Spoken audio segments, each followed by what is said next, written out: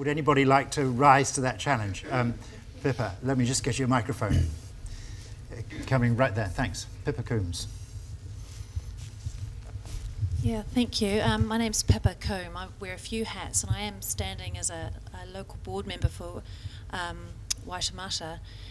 But I am here sort of more tonight and wearing my hat from the Transition Town movement, and a lot of what you've been saying really resonates with that. So I'm with the community group Grayland 2030, and we're trying to build that local resilience and working towards a sustainable future. So I really like what you're saying, that the Supercity can lead the way if we look at the city actually setting that agenda for saying that we will work towards economic development, environmental development.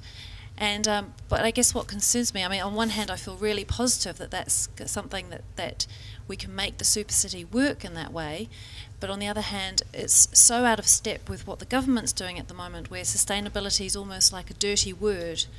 And I think it's going to take a very brave council that will set quite a different agenda, and will need to be quite visionary, and I think it is possible. So I guess that's what keeps me kind of very motivated to want to be part of the solution, that we could do some great things in Auckland if we are looking at the natural environment, and we stop this kind of crazy idea that we can catch up with Australia. You know, they've sped up 10,000 years of habitat degradation has happened in Australia. But if we focus on the environment, like you're talking about, and sustainability and local resilience and building local communities, then I feel that's going to be the really positive side of the Supercity. So I hope that can happen. Fine, thank you. And Nikki? Just a couple of comments. The first that I'd say is the Select Committee's change to ensure that the spatial plan was environmental, social and cultural was hugely significant, and I think it's probably the most significant change that we probably made at the Select Committee. Second point that I'd make is I think central government has moved in the area of urban design, partly because of the spatial plan discussion, and we will be releasing shortly a whole body of work that we've done in the urban design area around the Resource Management Act to acknowledge that this is going to fundamentally change the way that we operate. The third point that I'd make is just following on your comments. I do think that's probably the one that I missed out. One of the huge opportunities and the challenge for us is to mobilise and engage with a whole group of people that, in my view, have never been involved in local government in Auckland. And a large proportion of them are young people, because this is one of the youngest cities in the world. And I think one of the key discussions that we can have around that, and the opportunities having one of the youngest cities in the world, is around the area of digital infrastructure, which involves this whole conversation about smarter cities. Smart cities.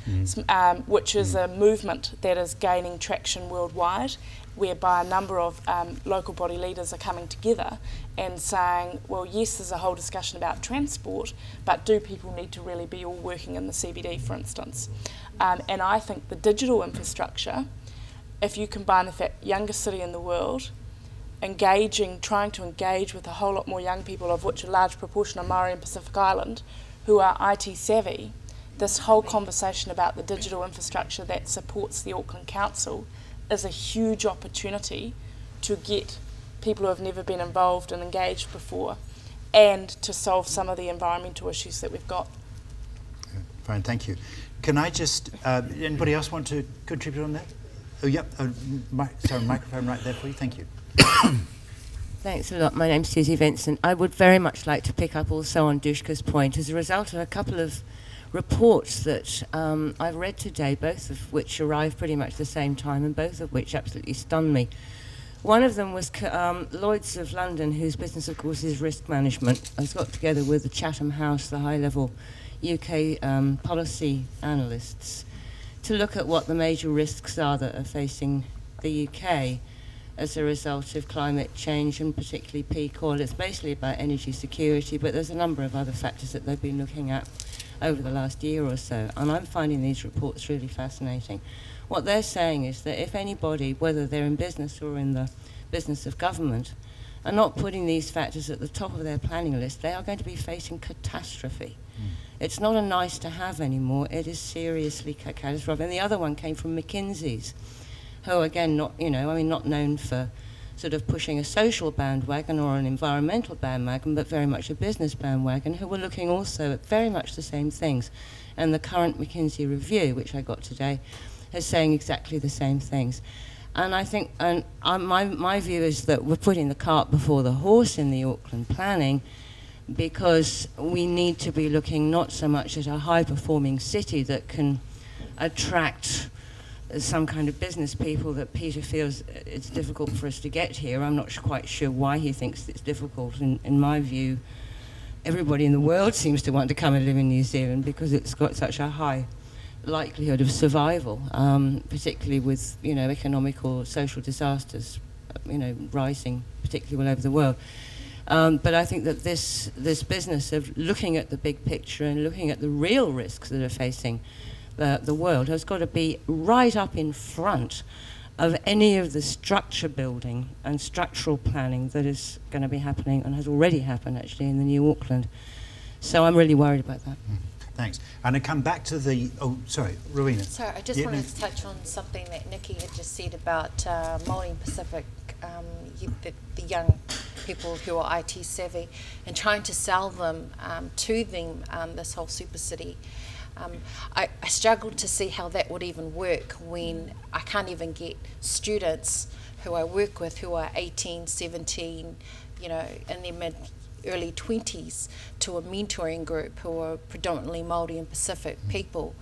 They actually don't go on Facebook or Bebo to check out what's the latest inside news on Supercity. They actually just go on to check or find out where the local band's playing or that kind of.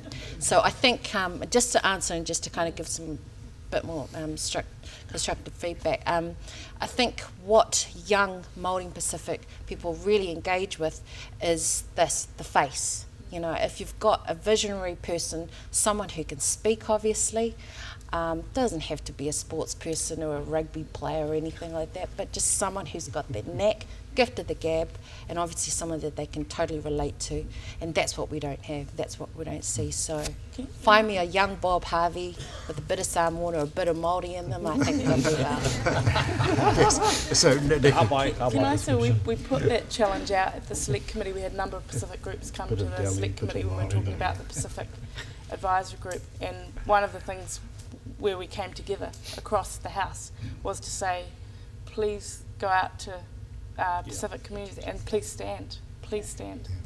Thanks.